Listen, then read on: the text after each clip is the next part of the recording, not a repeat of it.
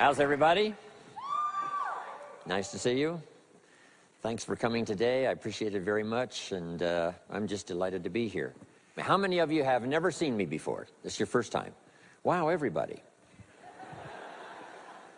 I keep thinking I'm famous, but I guess, that settles that. Anyway, nice to see you. I've got some interesting ideas to share with you. If you're ready, say I'm ready. And if you'll take some good notes, I got some lists for you to make that you can take home with you and ponder at later times. Some of the things I want to share with you. I was raised in southwest Idaho. My parents gave me an incredibly excellent start in my life, which I appreciated very much. But I quit school at age 19, unfortunately. My reasoning was, I'm smart enough to get a job. How much smarter do you need to be? And with that shallow thinking, I quit school, age 19, and got a job, went to work. A little while later, got married, started a little family, and I'm struggling and, trying to do my best. But it seems like each year I'm falling just a little bit further behind. Finally, age 25. The climax of my sort of weariness with where I was, not doing as well as I thought I should, I hear a knock on my door, and I happen to be home alone. When I opened the door, there was a little Girl Scout about this tall selling Girl Scout cookies. And she gave me the finest sales presentation I've ever heard. Girl Scouts around the world, no better organization. And we've got these cookies, only $2, several flavors. And with a big smile, she very politely asked me to buy. No problem, I wanted to buy. Big problem, I haven't got $2 in my pocket. Now, I'm a grown man, I live in America, I've been to 1 year of college, I'm married, I've got a family, and I don't have $2 in my pocket. And I didn't want to tell her that. So I did what I thought was next best. I lied to her. I said, hey, look, I've already bought lots of Girl Scout cookies. I've still got plenty in the house that we haven't eaten yet. And she said, oh, that's wonderful. Thank you very much. And she leaves. When she leaves, I say to myself, I don't want to live like this anymore. I mean, how low can you get lying to a Girl Scout? I mean, that's about as low as you can go. But I promised myself that day I was going to start my search of finding opportunity, finding somebody who could teach me and coach me on doing much better for myself and for my family and for my future. And shortly after that, I met a most extraordinary man, very wealthy, but a friend of mine said, you've got to meet this man. He's rich, but he's easy to talk to. He's got a unique philosophy of business and life. And the more he told me about this man, the more I said, I've got to meet this guy. And shortly after that, I had a chance to meet him. Sure enough, when I met him, I was impressed. Obviously, he was rich, but he was friendly and easy to talk to. And I said to myself, if I could just get around someone like him, and if he would coach me, I would be willing to learn anything. I'd love to be like him. Well, my good fortune was he invited me to join his company, and over the next 5 years, my dream came true. He coached me and taught me how to turn my life from pennies to fortune.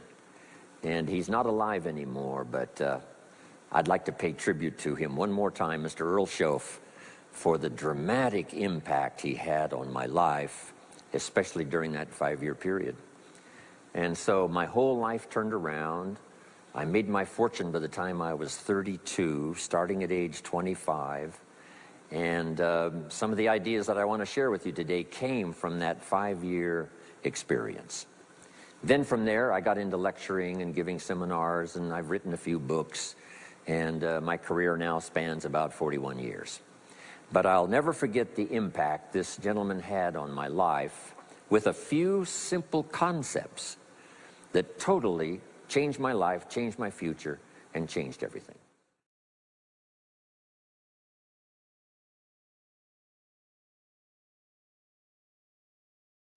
Let me give you the day that turns your life around as quickly as I can. I got 4 parts to the day that turns your life around, and then we're finished for the day. Number 1, disgust. Disgust. Disgust is a negative emotion, but it can have a very positive, powerful effect. Disgust says, I've had it. What an important day that could be. I've had it.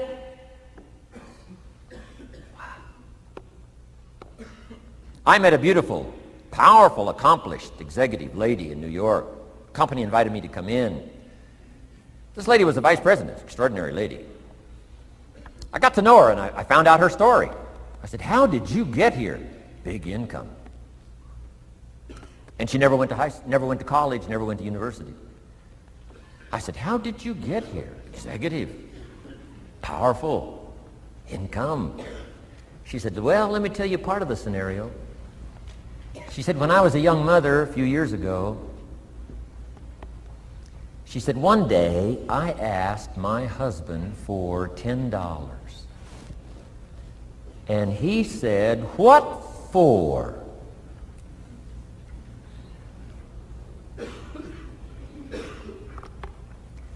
She said, before that day was over, I decided I would never, ever ask again. She said, I started studying opportunity, found it, took the classes, put myself through the schools, did the scenario. Now I'm vice president. I make a lot of money. And she said, I kept my promise. I've never, ever had to ask again. It's called a life-changing day. The day you say, enough is enough.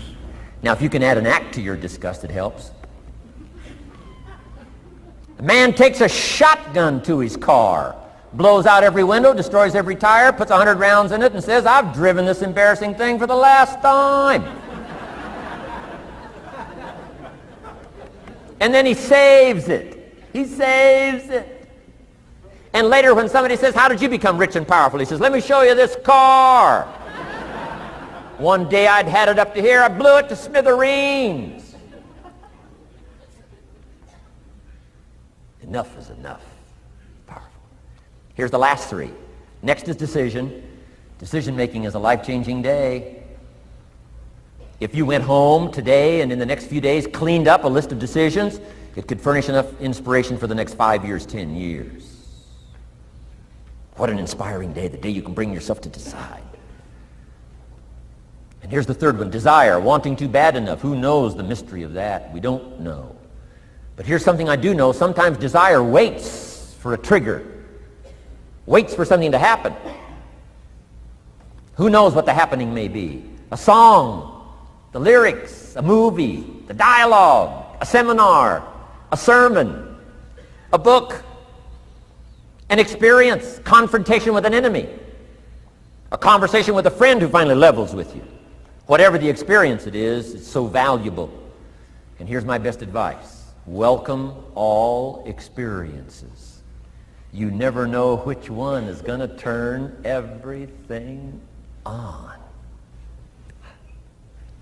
Don't put up the walls. The same wall that keeps out disappointment keeps out happiness.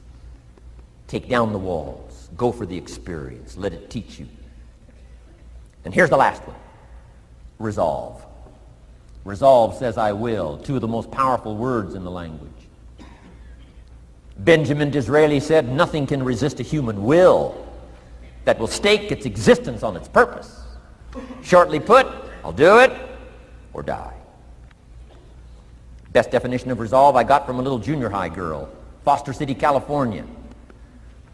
I'm going through some words one day. I got to this one and I asked the kids, who can tell me what resolve means? Some didn't know, some tried. Interesting.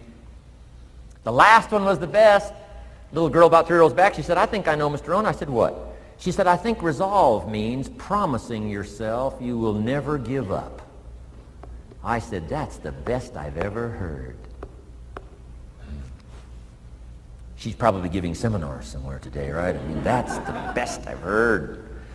I asked the kids, how long should a baby try to learn how to walk? How long would you give your average baby?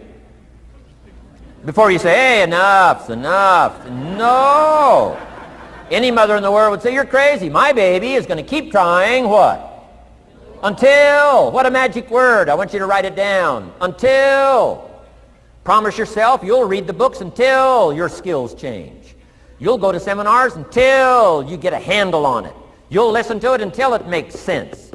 You'll go for it until you understand it. You'll practice it until you develop the skill. Never give up until, however long that is. Step by step, piece by piece, book by book, word by word, apple by apple. Walk around the block, walk around the block. Go for it. Don't miss the chance to grow, and resolve that you'll pay the price until you learn, change, grow, become.